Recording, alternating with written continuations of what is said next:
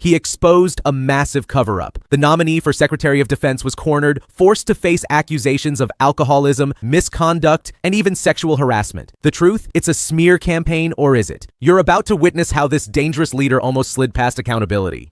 Thank you for being here today. Thank you for your service to this country. Thank you, Senator.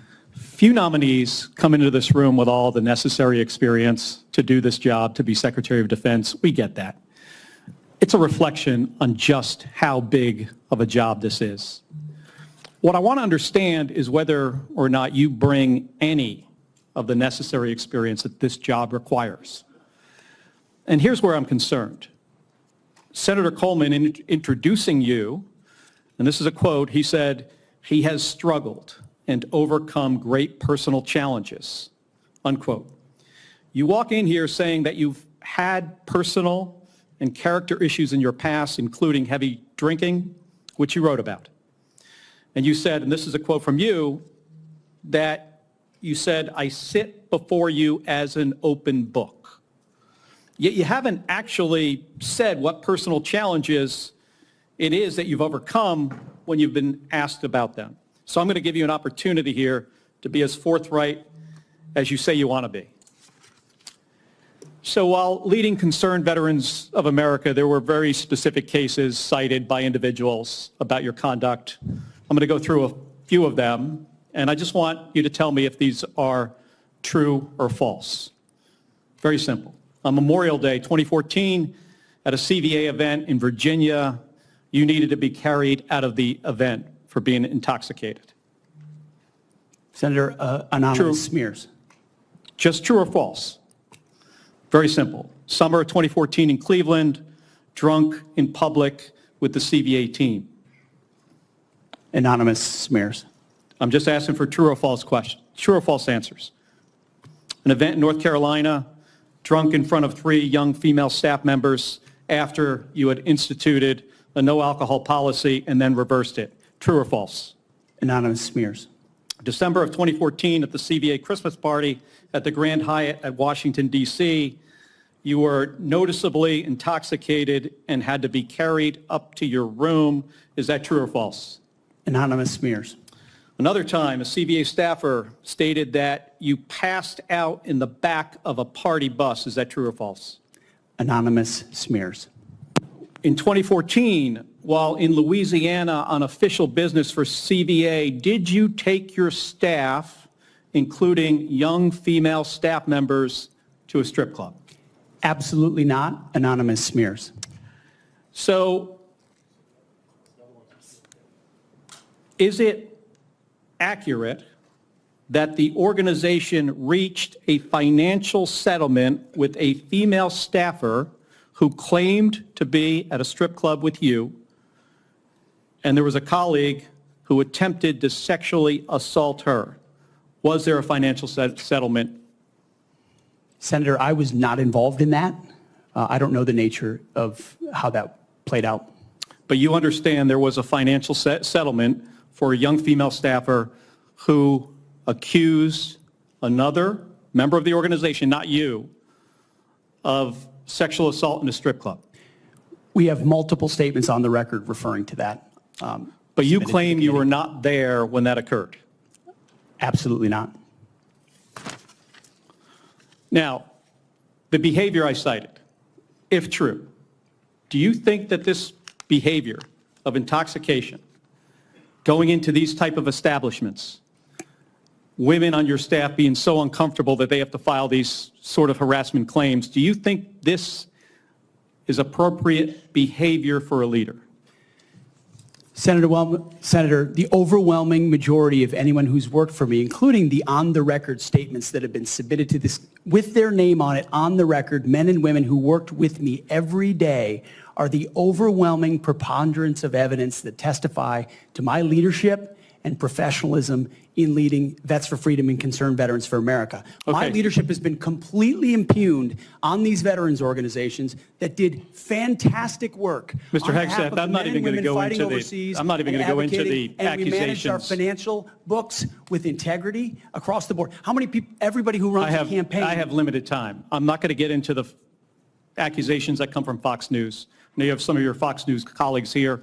there were multiple instances of accusations against you about drinking on the job. All anonymous, all false, all refuted by my colleagues who I worked with for 10 years at 6 a.m. to 9 p.m. and everything The challenge here for me, Mr. Hegseth, they've only seen me be professional is when there is every discussion single time. about personal challenges and you admittedly had issues with heavy drinking. It's hard to kind of square this, to square the circle here. It's kind of a difficult thing to do. Let me ask you if, I have about 90 seconds left here.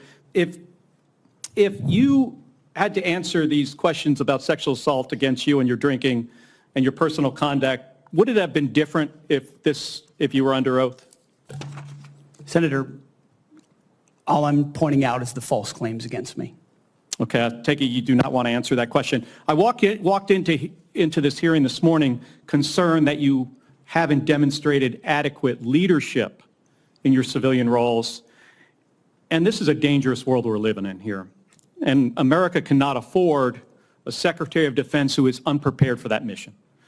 I'm going to leave with concerns about your transparency. You say you've had personal issues in your past, yet when asked about those very issues, you blame an anonymous smear campaign, even when many of these claims are not anonymous. Which is it? Have you overcome personal issues, or are you the target of a smear campaign? It can't be both.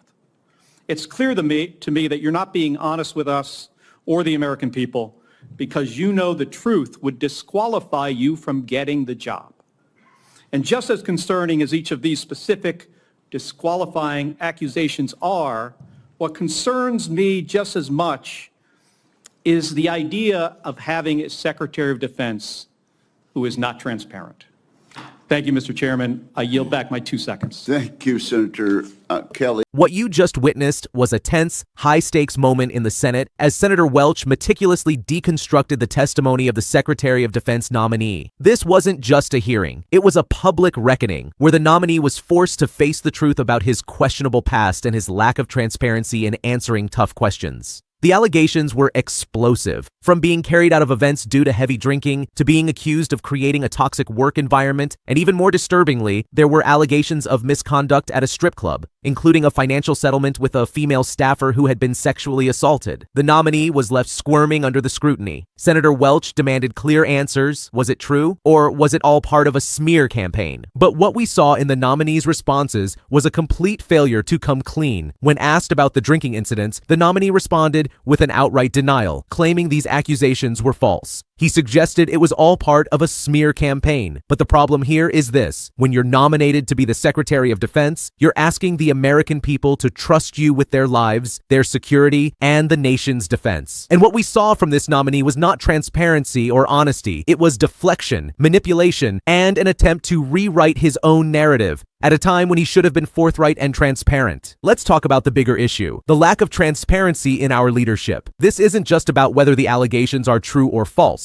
It's about the pattern of behavior. A leader with a history of dishonesty and misconduct is dangerous. When he is tasked with leading the military, you have to ask, how can he be trusted to lead? What other truths is he hiding? These are the questions the Senate should be asking, and that every American citizen should be asking. The Secretary of Defense is a position that requires uncompromising integrity, the ability to make clear, informed decisions, and above all, the trust of the American people. This nominee has failed to show any of those qualities. What's most disturbing here is the lack of accountability. The nominee continued to deflect and blame anonymous sources. The truth is, these accusations aren't just coming from anonymous smear campaigns. They are from people who have worked closely with him. Yet, he insists it's all a lie. What does that say about someone who refuses to take responsibility for his actions? What kind of leader does that make him? The issue here is deeper than just personal misconduct. It's about the power dynamics at play. Institutions like the Department of Defense are supposed to be about protecting and serving the American people, not serving the interests of a man who can't face his past. And here lies the problem. When you allow people to rise to the highest levels of power without accountability, you end up with leaders who are unfit to serve. If you can't answer for your personal challenges in a transparent manner, how can you be trusted with decisions that affect the entire nation? As Senator Welch pointed out, it's hard to square the circle. The nominee claims he's overcome personal challenges,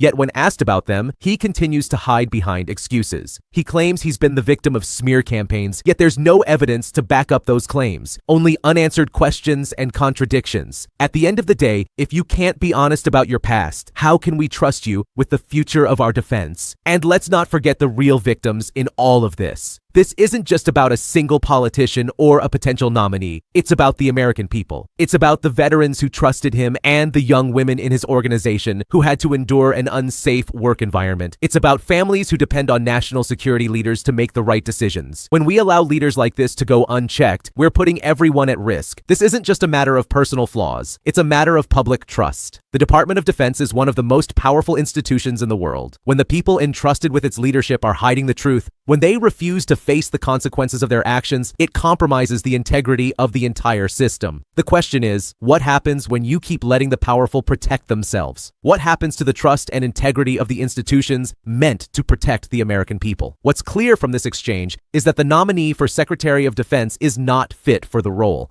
He has failed to demonstrate the transparency and accountability that the position demands. He has avoided responsibility for his actions and has shown no willingness to address the truth. This isn't just about personal mistakes. It's about the future of our national security and the trustworthiness of those in charge. The takeaway here is simple. We cannot afford to have leaders who are unwilling to face the truth. We cannot afford to let people hide behind excuses and false claims. When the stakes are this high, when we're talking about the safety of our country and the well-being of our citizens, we need to demand honesty, transparency, and accountability from everyone in power. What's at stake here is more than just one man's career. It's the credibility of our institutions and the trust of the American people. If we allow this kind of behavior to slide, what does that say about our standards? What does it say about the kind of leadership we're willing to accept? Share this video to let people know that we cannot allow this kind of leadership to thrive. Subscribe and stay informed because this fight is far from over. The truth is out there, and it's time for those who want to serve the American people to be held accountable for their actions. No one is above the law, and that includes those who want to lead our nation. Let's demand better.